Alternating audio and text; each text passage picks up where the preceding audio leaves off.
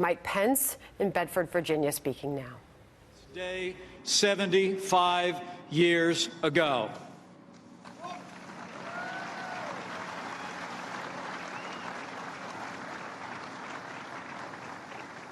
It's humbling to be with you all, and I thank you for your presence, joining us here to remember the service and sacrifice that triumphed over tyranny and won back not just a continent, but a world to freedom.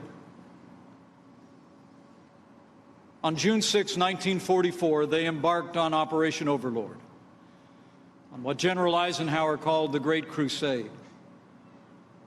They embarked with the eyes of the world upon them. They sailed across the channel to the beaches of Normandy, carried aloft, as their general said, by the hopes and prayers of liberty-loving people everywhere. They knew the odds. They knew the enemy. They knew the enemy would fight savagely to defend that crucial stronghold. Every soldier who stepped ashore was, as Private First Class Chuck Neighbor said, a visitor to hell. But the men of D-Day pressed forward. In the chaos of battle, the bravery of men like Private First Class Hillman Prestridge and Private First Class Bill Sisk shone through. There were men like Carol Reeves and Corporal Rover Aubrey, supplying and equipping this band of brothers as they headed for the beaches.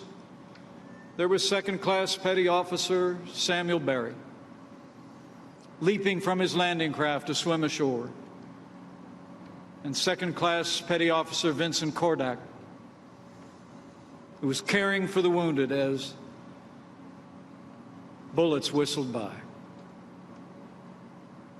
All of them risked all to win a great victory.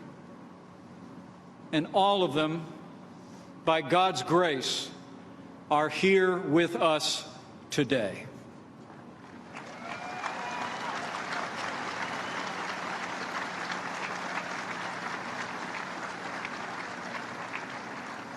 To these and other D-Day veterans among us, I say,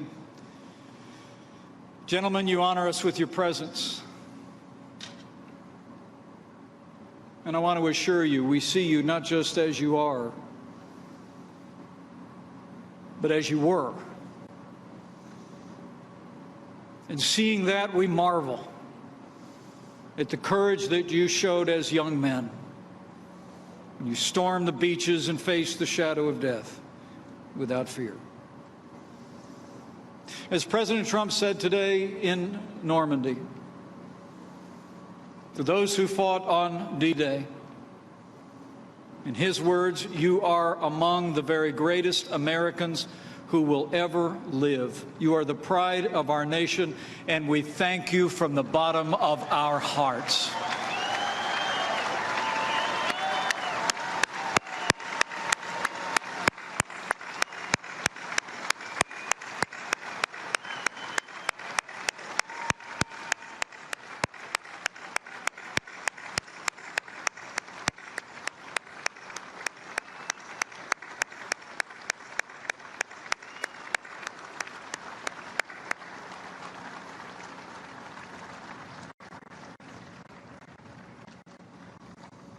Today, we also think of others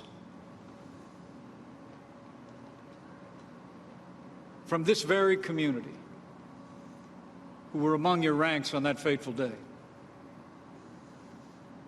44 boys who had never strayed far from home, mustered out to England, and some to eternity. They were hometown folk who became national heroes, and they will forever be remembered to history as the Bedford Boys.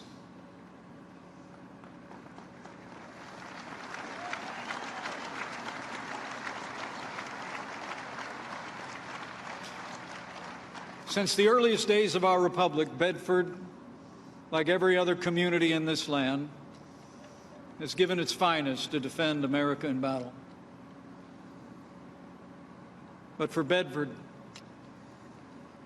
D-Day was different. While most of this town was still asleep in bed, First Lieutenant Ray Nance was racing across the sands, dodging mortar rounds and tracer fire. While the morning bells of the Presbyterian Church were ringing, Private First Class Dickie Overstreet was nursing his wounds along the very sea wall that he had been determined to reach. While 50 women worked late in the night at the county library, rolling 9,000 bandages for our sons and brothers overseas, Technical Sergeant Ray Stevens had already fallen after leading his men onto Omaha Beach. It was only a few days later that his twin brother Roy found Ray's dog tags on a cross in a makeshift graveyard not far from the beach they'd both landed on. That night, the people of Bedford and all of America heard President Roosevelt ask Almighty God to let our hearts be stout, to wait out the long travail, to bear sorrows that may come. And they did come. On D-Day, 20 Bedford Boys with the 116th Infantry stormed Omaha Beach and fell in the defense of freedom.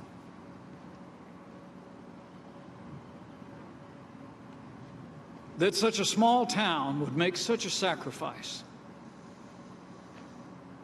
seems almost beyond belief. As the author Alex Kershaw wrote, theirs was a story of one small American town that went to war and died on Omaha Beach. To honor their sacrifice and the sacrifice of all those brave Americans who died on that day, this National D-Day Memorial was constructed here in Bedford as a tribute to all who gave the last full measure of devotion on the longest day.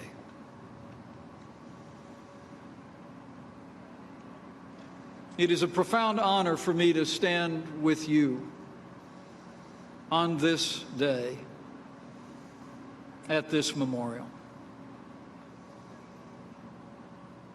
But I think all of you gathered here know the true memorial to the Bedford Boys and all the courageous Americans who charged the beaches of France 75 years ago today is our freedom, the freedom they fought and sacrificed so much to defend.